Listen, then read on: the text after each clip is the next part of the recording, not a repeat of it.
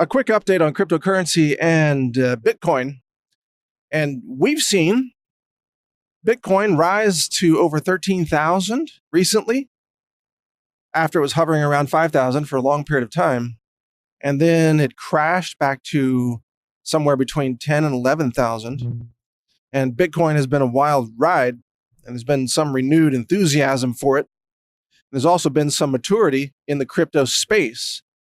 There's also been, of course, Facebook launching its own global coin, which has been renamed Libra coin. And that is basically considered by observers to be the mark of the beast global, financial tracking system. It's total surveillance on your spending and money transactions. And it's an attempt by Facebook to create its own central bank, basically. Now, long term, the big trend here is long-term, existing central banks could be made obsolete by some future rendition of cryptocurrency. Bitcoin is not that answer, by the way. It's not going to be Bitcoin, and for reasons that I'll discuss later. It could be some iteration of what Mark Zuckerberg is pushing. But it also, taking over the central banks like that depends on the global power grid working. It depends on the long-term viability of the internet. It depends on a lot of things functioning that could be taken down pretty easily with an EMP weapon or a solar flare, i.e. space weather, which will happen sooner or later. So cryptocurrency long-term will collapse to zero because of either space weather events or nuclear war or cyber hacking of the power grid or other events that will take down the power grid.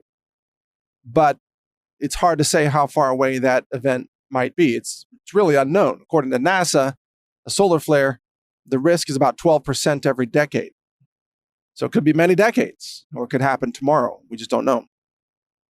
But in the meantime, Bitcoin has received a lot of new interest from institutional investors. But I want you to understand, because I've been very critical about the Bitcoin bubble, even though I've been supportive of the underlying concept of the decentralization of currency. I want you to understand carefully that if you are investing in Bitcoin, you're kidding yourself because you're not an investor. You're a speculator. Bitcoin does not have any return. It doesn't have dividends. It doesn't produce anything. There's not a Bitcoin corporation where you own shares, where the corporation has assets. Nothing like that exists at all. You are not investing in Bitcoin. You are a speculator. And it's very difficult to outgame the whales and the manipulators who now dominate Bitcoin. The Bitcoin market can be moved deliberately in any given direction by design by a few players. The big wallets, the big whales, they control almost everything about the Bitcoin market now. And we're talking about just a few dozen individuals or institutions, whoever's behind it, essentially a few dozen wallets. If you think that you can outmaneuver those whales and that you can maybe find some algorithm to play the little spikes in Bitcoin and be a day trader, then, good luck. More power to you. The problem is you're always betting against the house. It's kind of like going to Las Vegas and telling yourself, yeah, you can outthink the roulette wheel, or you can outmaneuver the blackjack slots.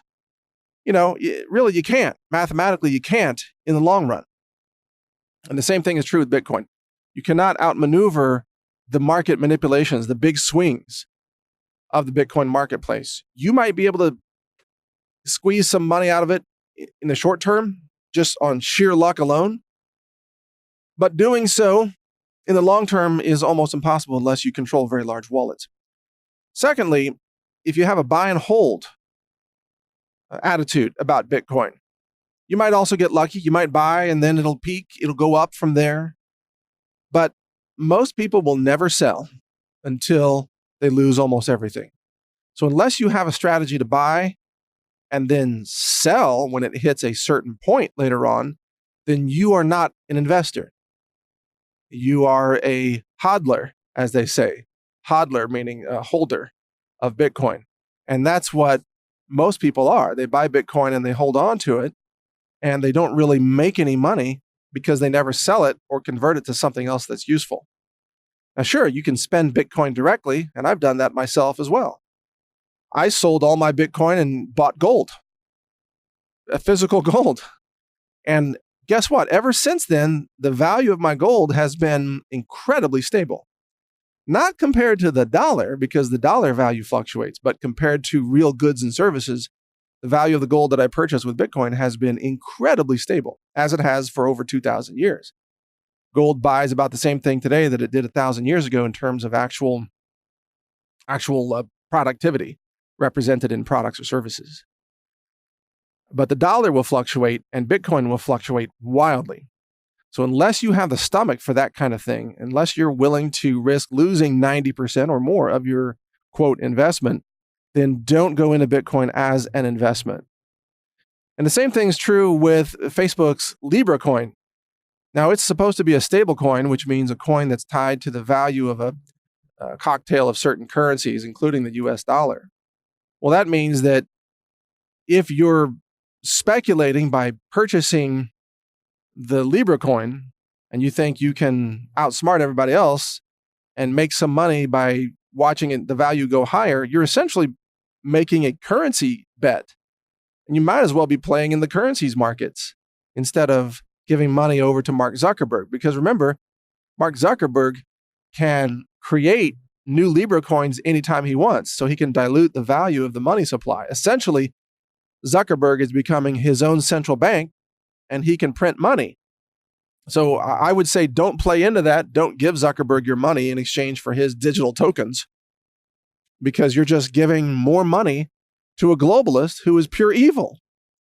So if you want to bet on currencies, just bet on them in the currencies market. That's actually a safer bet. So anyway, something to think about. If you want to read more about the problems with these coins, check out my website, bitraped.com, which talks about some of the problems with Bitcoin and some of the other cryptocurrencies. It's bitraped.com. And you can also read my website, newstarget.com. This is Mike Adams here. Be safe in your investing. And remember, cryptocurrency is a great idea, but it comes with a lot of speculative risks right now. Thanks for listening. If you want to make it through these trying times, you're going to need full cognitive function. You're going to need your mental faculties. And there's no better way to achieve that than to turn to good nutrition, brain-supporting nutrition. That's what we offer at the Health Ranger store.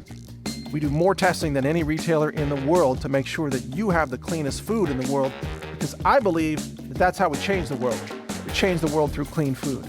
We help people live better, think better, and we get better results in the world. It all starts with food and nutrition. Check it out. We have over 700 products now at healthrangerstore.com. Thank you for your support.